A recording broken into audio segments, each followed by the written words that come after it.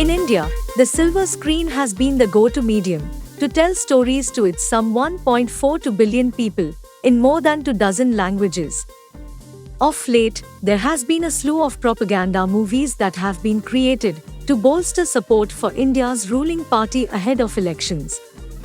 The list includes movies like The Kashmir Files and The Kerala Story, which propagates a narrative vilifying Indian Muslims and cornering them as antisocial elements. And they have earned good money at the box office. Calls to ban such movies have come from all quarters, but veteran director Sudhir Mishra feels such movies should be discussed in public on the contrary. And I think we should keep having conversations, and I don't think anything should be banned. I have a right, like I told Vivek, to like or not like his film. Just as he has a right to talk, and I have a right to discuss his film in public because now it is in public domain, just as he has the right to discuss mine.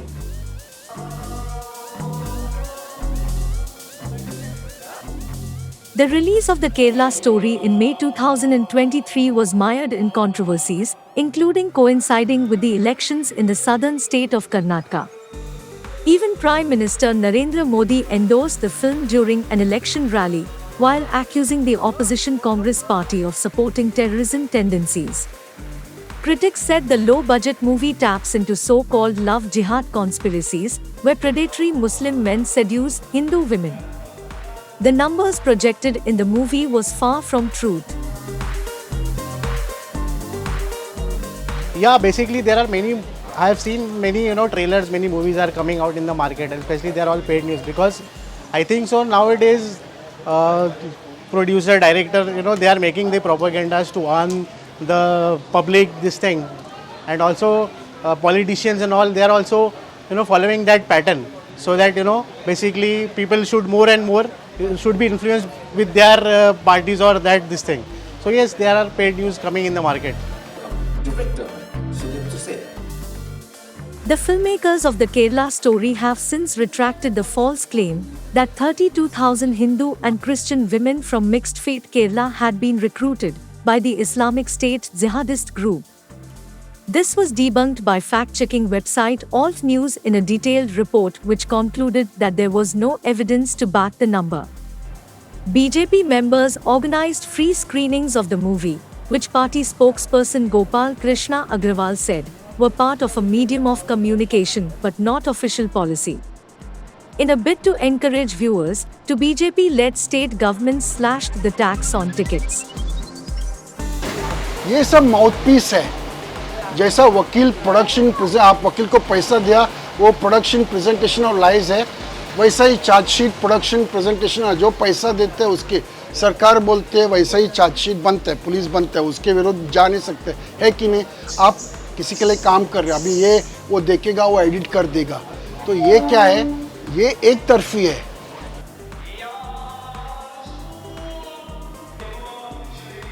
Muslims in India is the biggest Muslim populations worldwide, constituting about 14% of its 1.4 billion people. Sudipto Sen, director of The Kerala Story, feels he has done justice to the victims of the so-called love jihad conspiracies. जब मैं interview करने गया था, ये 2015-2016 की बात है, दरवाजा की जो पार्ट है, इतना सा स्पेस था जिनमें से लाइट आ रहा था, उसी लाइट में मैंने इन लड़कियों की इंटरव्यू किया था. तो आप समझ सकते हैं कि इनकी इमोशन की, इनकी खुलेपन की, इनकी आज़ादी की, जिस तरह लोगों ने मिसयूज किए और उनको इस मुकाम में खड़ा कर दिए थे, वही था हमारी इस फिल्म बनाने की inspiration. Sense Film is one of many, shifting from Bollywood's usual song and dance routines. A string of recent military-themed movies have been nationalistic, all guns blazing stories of heroics by soldiers and police, usually Hindus, against enemies outside and within India. In most cases, the thin line between entertainment and propaganda considerably vanishes. We saw it in Italy, and we have seen that in the past in India also, that people have ended up promoting the films, the politics, the icons of the ruling party and of the ruling class. The same thing is happening in India since 2014. It's much more now because this is possibly in the last several decades, this is possibly the most ideologically propelled regime India has ever seen. It has a clear-cut ideology. Movies have been used to push propaganda to the masses since their inception. The upcoming Indian film Godhra examines the 2002 train fire that killed 59 Hindu pilgrims and triggered deadly sectarian riots in Gujarat. Its trailer darkly suggests that the violence was a premeditated conspiracy. Critics say movies have become a means to create a new narrative to favor a certain ideology or party.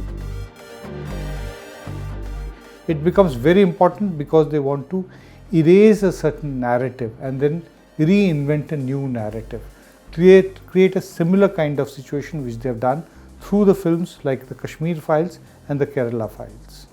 So the same thing is being done by these films to take hatred to the people. You just do not have political leaders or the social media are not the only vehicles being used to create prejudice against the minorities, the religious minorities, Muslims and the Christians basically. Critics say concerted efforts are being pushed by the government and social media influencers to take hatred to the people. While allowing the screening of movies like the Kashmir Files and the Kerala Story among others, the government has clamped down on critics, including banning a BBC documentary about Modi's role in the Gujarat violence. It called the BBC reporting hostile propaganda and anti-India garbage. Will unrestrained propaganda towards India's minority defeat and destroy India's unity?